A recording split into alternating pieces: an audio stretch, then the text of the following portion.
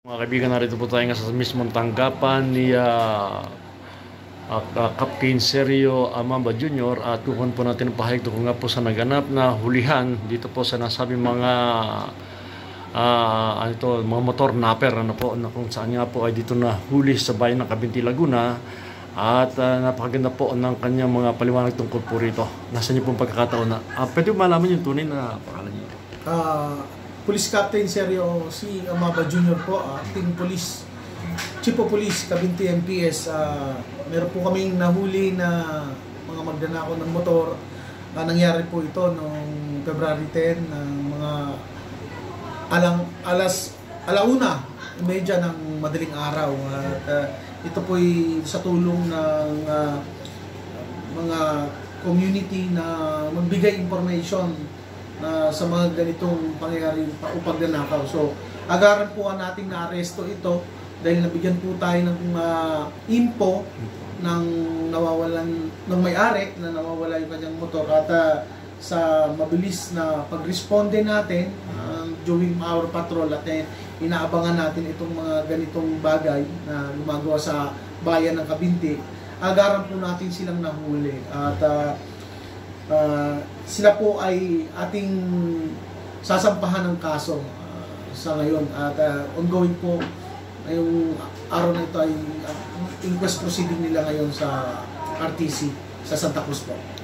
Ayan po mga kaibigan, napakaganda po ng mga sinabi sa atin ni Police Captain Maba, po, at talaga namang number one po si Captain na galit na galit sa mga ganyan gumagawa ng kriminalidad, lalo na po sa kanya na sa bayan ng Laguna, na si Police Colonel Melvin Yamashita Unos, na patuloy na tugising ng mga pulis ang mga lumalabag at lalabag sa batas upang matiyak natin ang kaayusan ng mamamayan at sa buong lalawigan ng Laguna.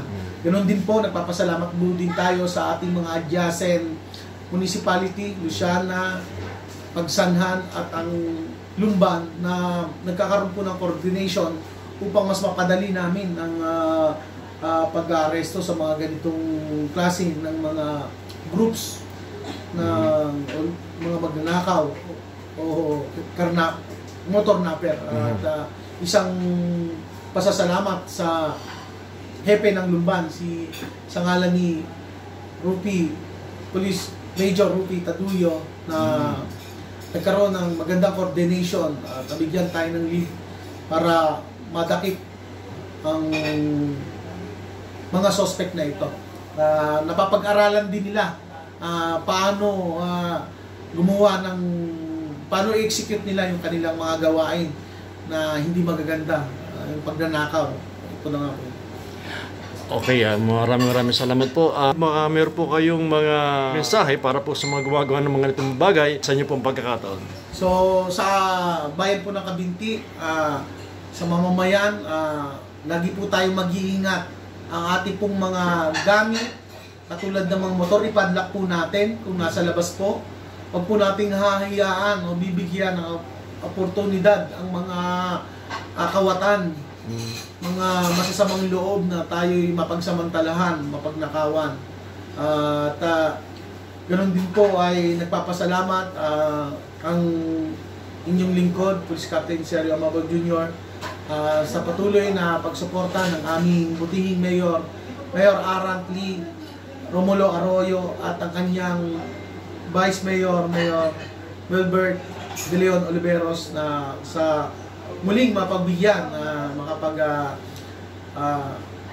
silbi muli sa kanilang bayan. At ito naman po ay ating buong puso na ginagampanan para makatulong po sa bayan ng Cavinti na maging safer place to live, work, and do business. So, maraming salamat po.